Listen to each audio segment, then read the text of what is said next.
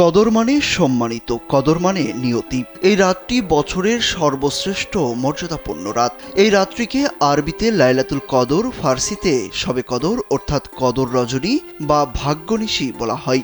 এ সম্পর্কে কোরআন মাজিদে একটি পূর্ণাঙ্গ সূরা নাজিল হয়েছে। তবে ঠিক কোন রাতে শবে কদর কোরআনে তা নির্দিষ্ট করে বলা হয়নি। কদর যে রমজান মাসে তা স্পষ্ট। সূরা বাকারার 187 নম্বর আয়াতে বলা হয়েছে কোরআন রমজান মাসে অবতীর্ণ হয়েছে এবং সূরা কদরের 1 নম্বর আয়াতে বলা হয়েছে কোরআন কদর রাতে নাজিল হয়েছে। লাইলাতুল কদর যে রমজানের শেষ দশকে হবে তা বহু হাদিসে বর্ণিত হয়েছে।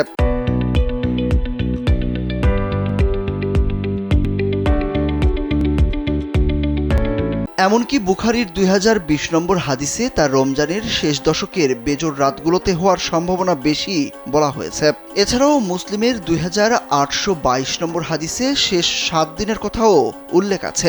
বিশেষভাবে 27তম রাতের কথা বুজুর্গানে দিনের ইলহাম ও কাশফের দ্বারা বোঝা যায়। তবে তাও নিশ্চিত নয় এবং সব বছর এক রাতে নাও হতে পারে। তাই রমজানের শেষ দশকের সব রাতেই শবে কদর তালাশ করার কথা বলেছেন আলেমরা।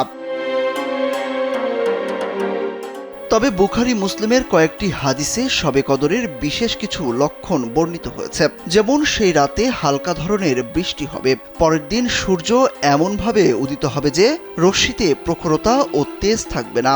তবে কোন রাতে শবে কদর তা নিশ্চিত করে বলার জন্য রাসূলুল্লাহ সাল্লাল্লাহু আলাইহি সাল্লাম ঘর থেকে বের হয়ে সাহাবীদের কাছে যাচ্ছিলেন, কিন্তু পথিমধ্যে দুজন মুসলিমের ঝগড়া শুনে আল্লাহর পক্ষ থেকে তাকে ভুলিয়ে দেয়া হয়।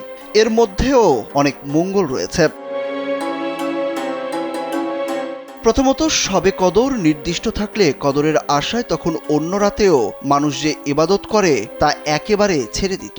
দ্বিতীয়ত, সব সময়ই কিছু কিছু লোকের গুনাহ হয়েই থাকে। এভাবে শবে কদরের মতো মহামর্যাদাবান রাত জেনেও তারা গুনাহ করত আর ধ্বংস হয়ে যেত। তৃতীয়ত, শবে কদর নির্দিষ্ট থাকলে দুর্ভাগ্যবশত যদি কারো সে রাতে ইবাদত করা হয়ে না উঠত, তাহলে সে চরম হতাশ হয়ে রাত জাগরণী একেবারে ছেড়ে দেওয়ার উপক্রম হতো। আর চতুর্থত, এখন শবে কদর অনির্দিষ্ট থাকায় যত রাতই জাগরণ করবে তার জন্য পৃথক পৃথক সওয়াব প্রাপ্ত হবে। হতে পারে শবে কদরের ফজিলত অর্জনের নিয়তে রাত জাগরণ করছে বিধায় যত রাতেই জাগরণ করবে প্রতি রাতেই শবে কদরের সওয়াব প্রাপ্ত হবেন, কেননা আল্লাহ পাক খাঁটি নিয়তের ভিত্তিতে সওয়াব প্রদান করে থাকেন।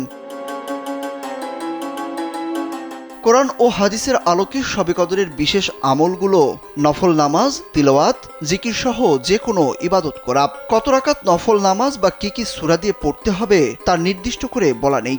যত রাকাত ইচ্ছা যে সূরা দিয়ে ইচ্ছা নফল বা তাহাজ্জুদের নিয়তে পড়া যায়। এছাড়া দোয়া করা, বিশেষভাবে মাগফিরাতের দোয়া করা এই রাতে উত্তম। সুরুজ আহমেদ, কালবেলা।